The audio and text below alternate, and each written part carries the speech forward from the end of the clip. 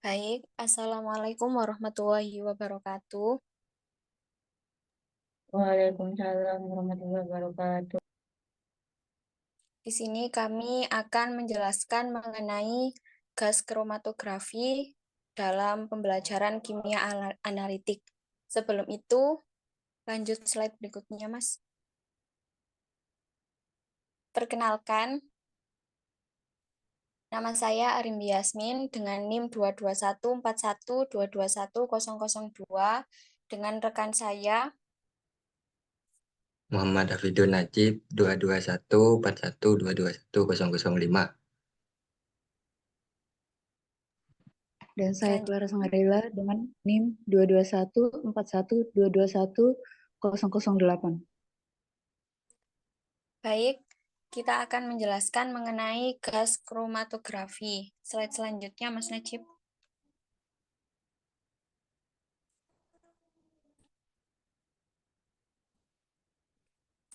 Definisi dari gas kromatografi itu sendiri yaitu proses pemisahan campuran menjadi komponen-komponennya dengan menggunakan gas sebagai fase bergerak yang melewati suatu lapisan serapan atau sorben yang diam. Kromatografi gas termasuk dalam salah satu alat analisa kualitatif dan analisa kuantitatif. Kromatografi gas diajarkan sebagai cara analisa yang dapat digunakan untuk menganalisa senyawa-senyawa organik. Kita telah mengetahui bahwa ada dua jenis kromatografi gas, yaitu kromatografi gas padat yang disingkat dengan KGP dan kromatografi gas cair yang disingkat dengan KGC. Di mana alat kromatografi ini fungsinya itu untuk memisahkan senyawa-senyawa atau komponen-komponen pada suatu bahan, baik itu makanan atau obat-obatan dan lain sebagainya. Dan pada definisi gas kromatografi ini analisisnya secara dua cara, yaitu kualitatif dan juga kuantitatif.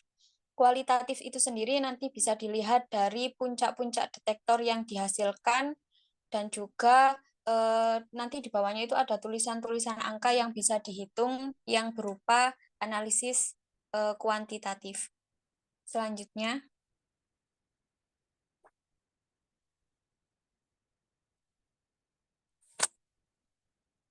X Mas Najib. Pengertian gas kromatografi. Seperti yang di awal tadi, gas kromatografi ini memiliki arti, jadi kromatografi gas ini mempunyai makna ya. Dari kata kroma itu berarti warna dan grafi yang berarti tulisan. Sementara gas kromatografi adalah teknik untuk memisahkan senyawa volatil atau atsiri dalam fase gas melalui fase diam. Jadi awal mula dari nama kromatografi ini pertamanya diperkenalkan oleh Michael Twist pada tahun 1906, seorang botani Rusia. Pada waktu itu Twist menyiapkan kolom yang diisi dengan serbuk kalsium karbonat dan ke dalamnya dituangkan campuran pigmen tanaman yang dilarutkan dalam ether. Kan ether itu mudah menguap ya, Mbak. Jadi coba-coba secara mengejutkan, ternyata pigmen yang tadi dimasukkan itu terpisah dan membentuk lapisan berwarna di sepanjang kolom. Jadi ada kolom yang dimasukkan pigmen dan juga dicampuri dengan ether. Nah, ternyata di situ pigmen-pigmen tadi, tanaman pigmen tadi itu yang dimasukkan itu menghasilkan warna di kolom. Nah, pada waktu itu baru dinamakan oleh Twist itu kroma yang berarti warna dan grafi yang berarti tulisan.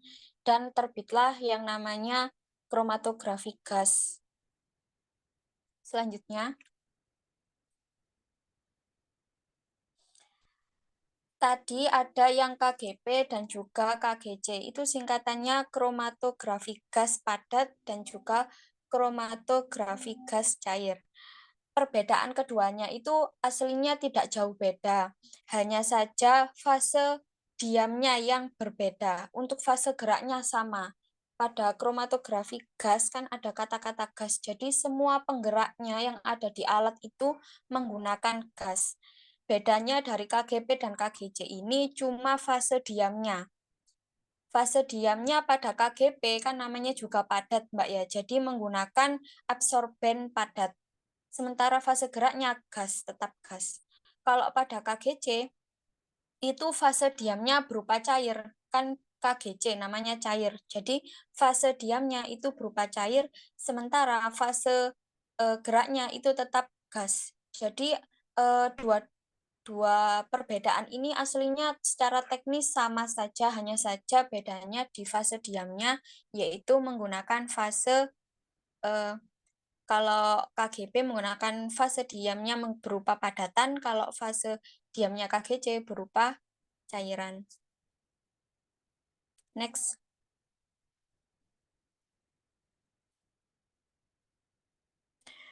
Di sini yang apa sih yang dimaksud dengan fase gerak dan juga fase diam?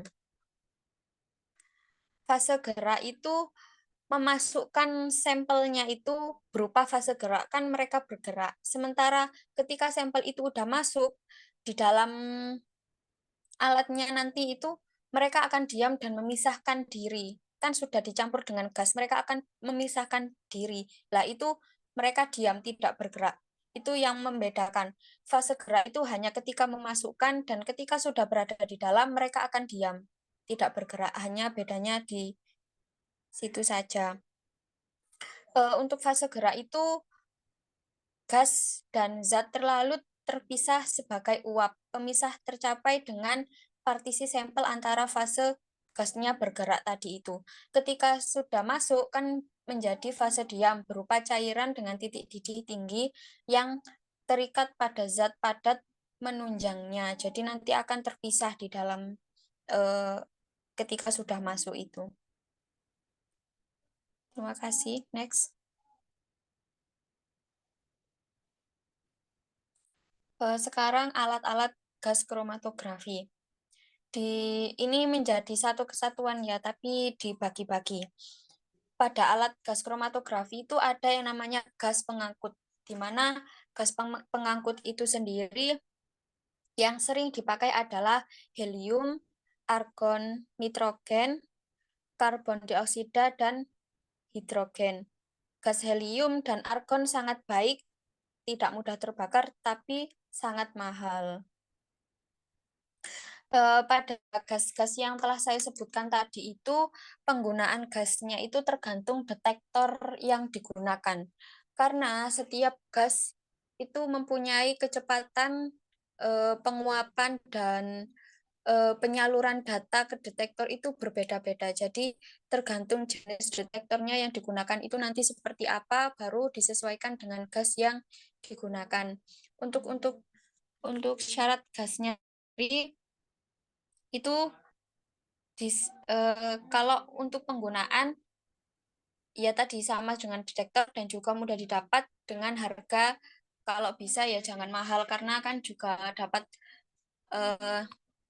lebih menguntungkan kalau gasnya itu tidak terlalu mahal dan juga mudah didapat. Hanya seperti itu saja. Terima kasih. Untuk penjelasan selanjutnya akan diterangkan oleh rekan saya, yaitu Clara Sangrila.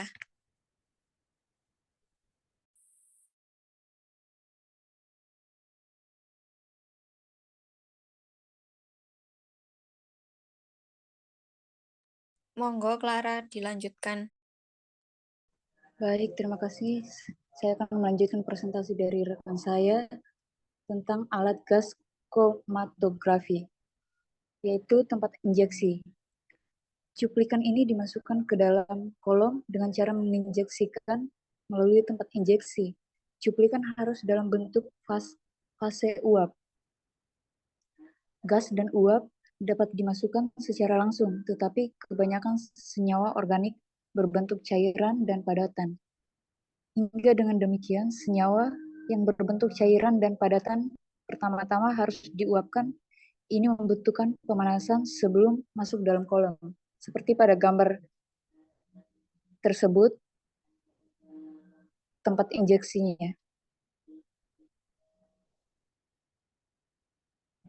Next.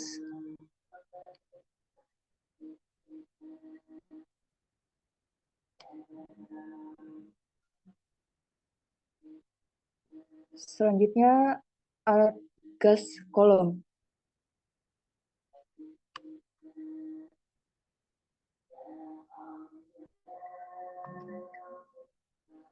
Kolom ini ada dua jenis kolom yang digunakan dalam GC. Yang pertama adalah kolom kemas, yaitu berupa tabung yang terbuat dari gelas atau stainless yang berisi suatu padatan inner yang dikemas secara rapi. Kolom ini memiliki ukuran panjang 1,5 sampai 10 meter dan diameter 2,2 sampai 4 nanometer. Yang kedua adalah kolom kapiler yang biasanya terbuat dari silica dengan lapisan poliamida. Kolom jenis ini biasanya memiliki ukuran panjang 20 sampai 26 meter dengan diameter yang sangat kecil. Kromatografi kolom ini adalah metode yang digunakan untuk memurnikan bahan kimia tunggal dari campurannya. Lanjut.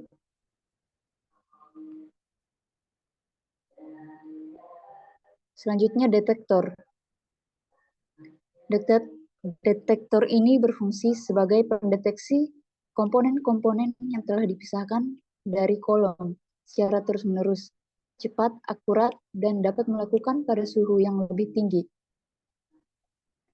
Fungsinya mengubah sifat-sifat molekul dari senyawa organik menjadi arus listrik. Kemudian arus listrik tersebut diteruskan ke recorder untuk menghasilkan kromatogram.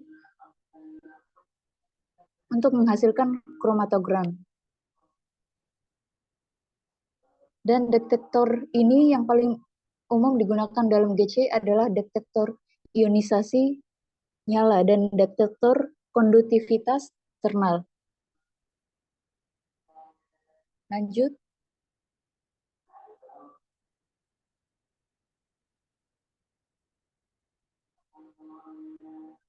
Selanjutnya oven kolom. Kolom yang terletak di dalam sebuah oven dalam instrumen, suhu oven harus diatur dan sedikit di bawah titik didih sampel. Jika suhu bisa terlalu tinggi, cairan fase diam bisa teruapkan. Juga sedikit sampel akan larut pada suhu tinggi dan bisa mengalir terlalu cepat dalam kolom sehingga menjadi terpisah. Dan recorder ini berfungsi sebagai pengubah sinyal dari detektor yang diperkuat melalui elektrometer menjadi bentuk kromatogram.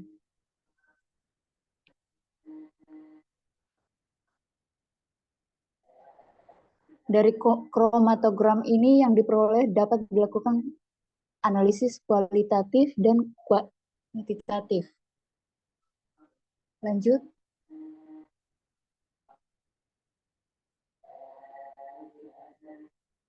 Sampel yang diamati yaitu berupa produk gas alam, kemurnian pelarut, asam lemak, residu pestisida, polusi udara, alkohol, steroid, minyak atsiri, flavor, dan ganja.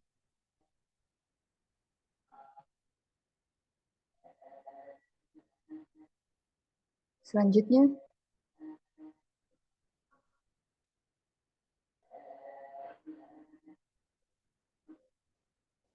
selanjutnya akan dilanjutkan oleh rekan saya, Muhammad Najib. Baik, saya akan melanjutkan kelebihan gas kromatografi. Yang pertama, yakni waktu analisis yang singkat dan ketajaman pemisahan yang tingkat. Yang kedua, dapat menggunakan kolom lebih panjang untuk menghasilkan efisiensi pemisahan yang tinggi.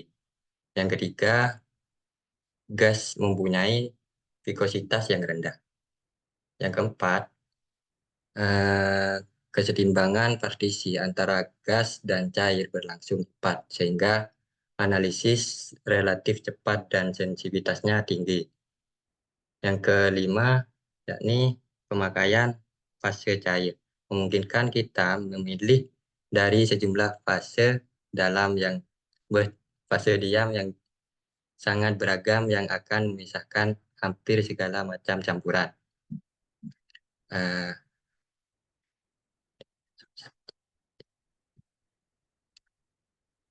Kekurangan gas kromatografi yang pertama yakni teknik kromatografi gas terbatas untuk zat yang mudah menguap. Yang kedua, kromatografi gas tidak mudah dipakai untuk memisahkan campuran dalam jumlah besar. Pemisahan pada tingkat mg mudah dilakukan. Pemisahan pada tingkat gram mungkin dilakukan, tetapi pemisahan dalam tingkat pon atau ton sukar dilakukan kecuali ada metode lain.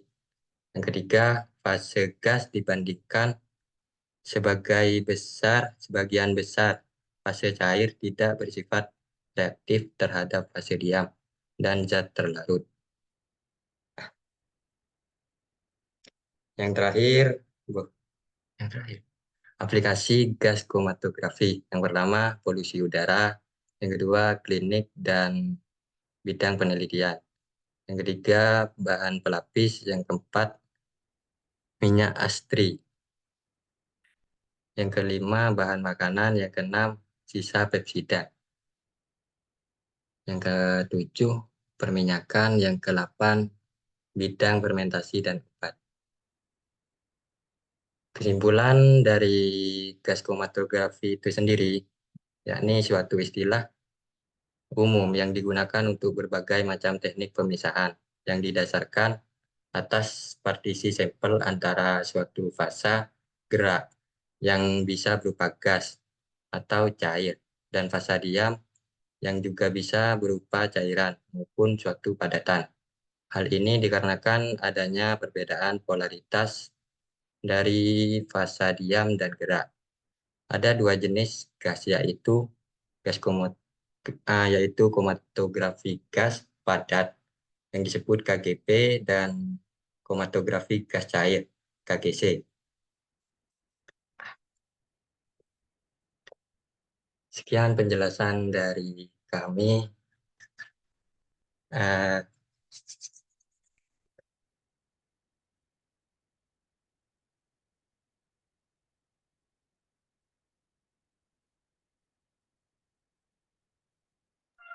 Baik, terima kasih. Mungkin sekian penjelasan dari kelompok kami. Jika ada pertanyaan dari teman-teman, mungkin dari penjelasan kami yang kurang terlalu cepat atau masih kurang bisa memahami, bisa dipertanyakan. Terima kasih. Monggo teman-teman yang mau bertanya.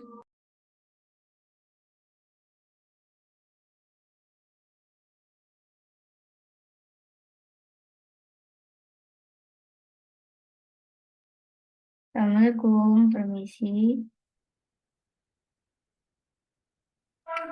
Monggo silakan. Perkenalkan, nama saya Hoirunisa. Di sini saya akan bertanya mengenai pengaplikasian gas. Mas Najib, slide-nya bisa diperlihatkan.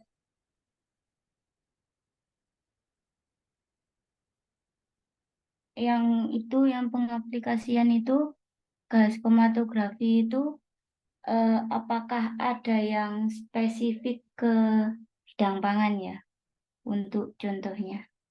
Terima kasih. Baik, terima kasih Mbak Ica untuk pertanyaannya. Sambil mencari jawaban dari Mbak Ica, apakah ada yang ingin bertanya lagi? Monggo Mbak Nada. Terima kasih. Saya izin bertanya mengenai tadi ada disebutkan itu jenis gas kromatografi. Nah, itu ada KGP sama KGC. Itu kan bedanya tadi di fase gerak sama fase diamnya. Lalu bisa dijelaskan mengenai atau bisa disebutkan mengenai pengaplikasian atau contohnya yang lebih spesifik yang menggunakan teknik KGP itu yang apa dan yang menggunakan teknik KGC itu yang seperti apa. Terima kasih.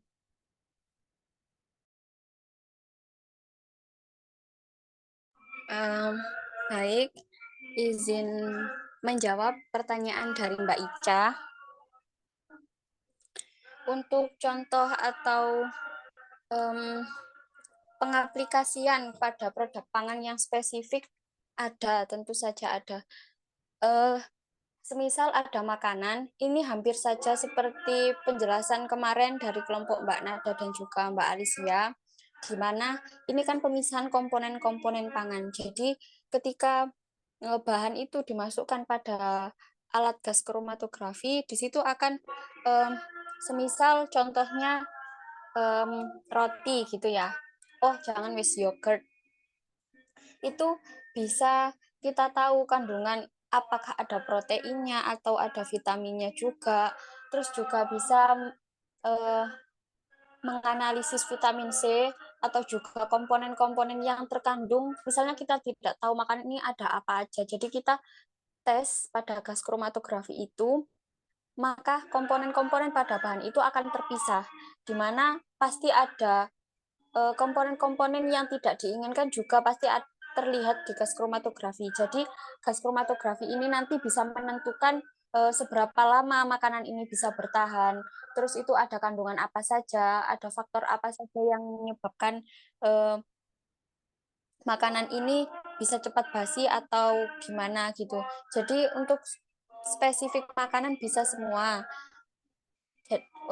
Untuk mengetahui komponen-komponen pada makanan yang ada di makanan tersebut, seperti itu.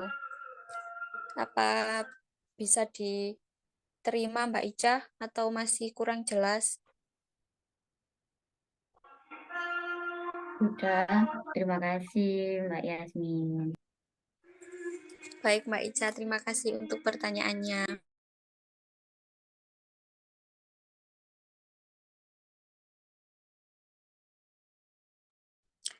Izin menjawab untuk pertanyaan dari Mbak Nada.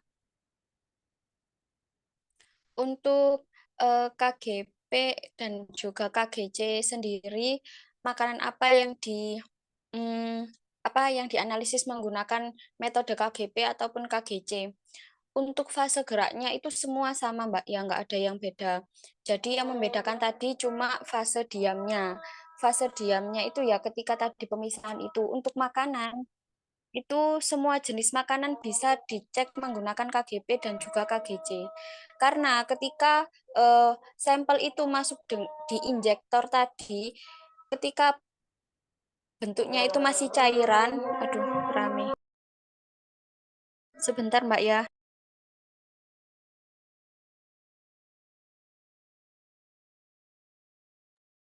Baik, saya lanjutkan.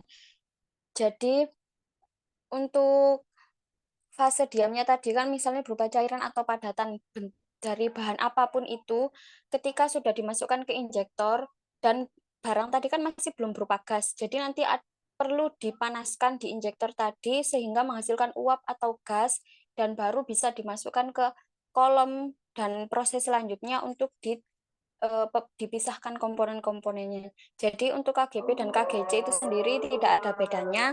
Yang membedakan itu tadi hanya fase diamnya tadi. Untuk fase geraknya tetap gas. Mungkin untuk rekan saya Mbak Clara dan juga Mas Nasdip yang bisa menambahkan.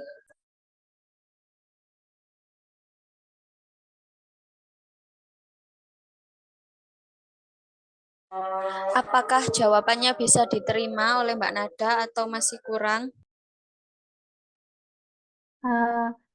Jadi untuk kedua jenis kromatografinya itu kegunaannya beda atau sama Mbak ya? Kalau misalnya di fasenya itu ada sedikit perbedaan.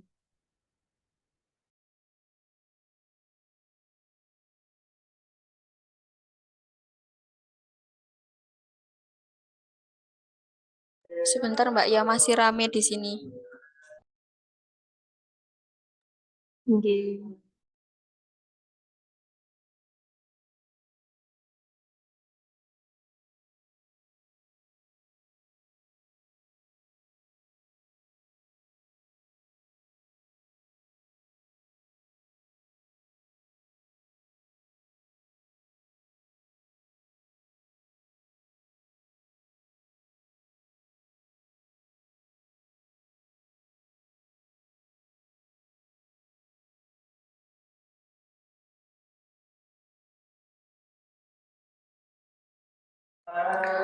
Waktunya juga udah hampir habis, jadi kita ganti link dulu wis Mbak ya.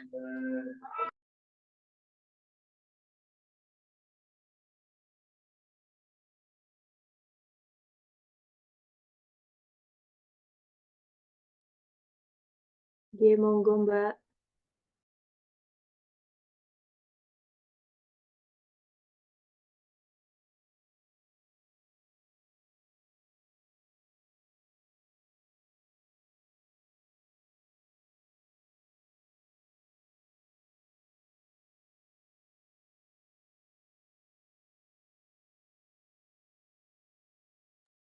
Monggo mungkin bisa dijawab oleh Mbak Clara. Baik, saya akan menjawab pertanyaan dari Nada Fadila tentang apakah kegunaan dari KGC, KGP, dan KGC itu sama. Eh, untuk KGP sama dan KGC ini sebenarnya, mohon maaf, bentar.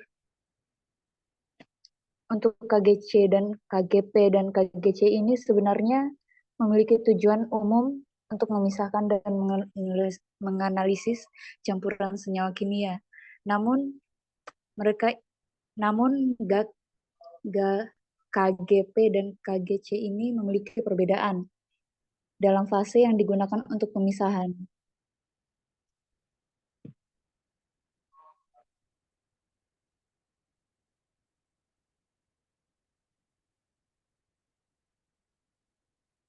Mohon maaf.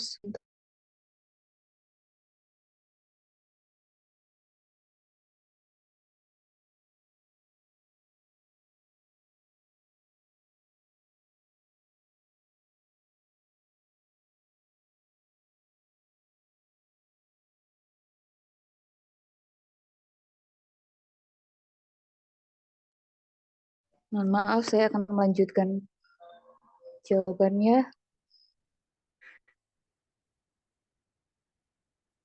Untuk KGP dan KGC ini memiliki perbedaan dalam fase yang digunakan untuk pemisahan kromatografi gas padat yang menggunakan fase padat, sementara KGC ini menggunakan fase cair.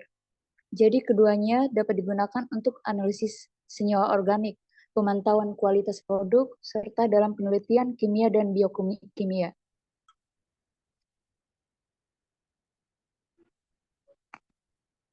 Baik, bagaimana Mbak Nada?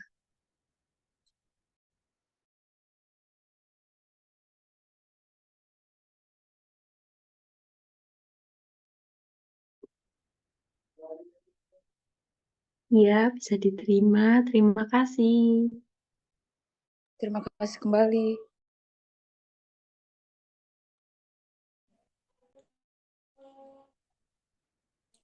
Apakah ada yang ingin bertanya lagi? Jika sudah, bisa kami akhiri. Bagaimana teman-teman? Apakah ada yang ingin bertanya?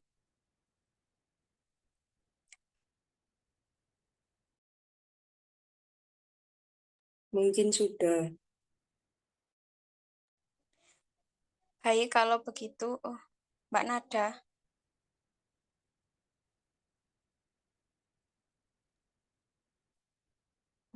Izin bertanya kembali.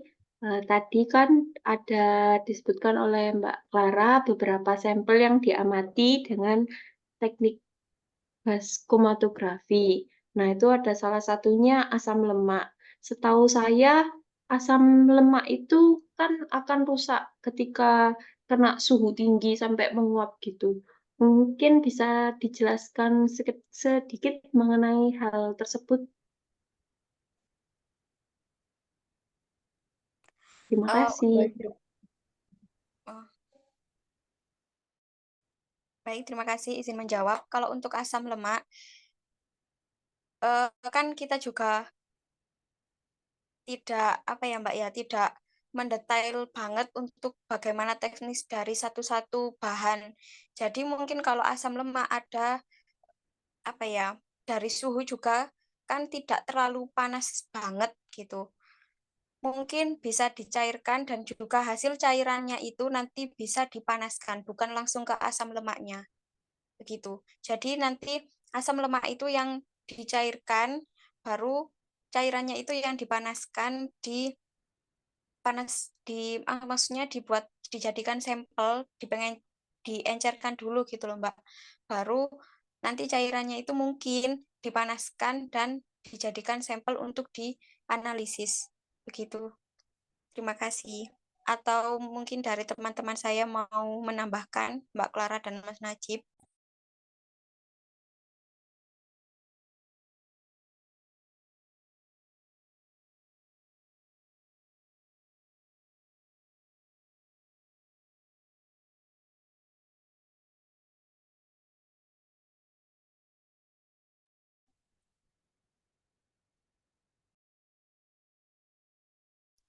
Jadi untuk sampel asamnya itu sendiri mungkin kami akan belajar lagi kelanjutan teknisnya untuk detailnya itu seperti apa. Kita akan mencari jawabannya lagi ya Mbak. Kalau untuk detail-detail setiap bahannya kita juga tidak tahu karena baik itu cairan atau padatan ketika mau dijadikan sampel itu perlu dijadikan gas terlebih dahulu begitu. Bagaimana Mbak Nada? Terima kasih. Oh, begitu. Oke, terima kasih. Baik, mungkin dari kami cukup sekian. Mohon maaf karena banyak kesalahan dan juga mungkin penyampaian yang masih kurang berkenan untuk teman-teman. Kami akhiri. Wassalamualaikum warahmatullahi wabarakatuh. Waalaikumsalam warahmatullahi Waalaikumsalam. wabarakatuh.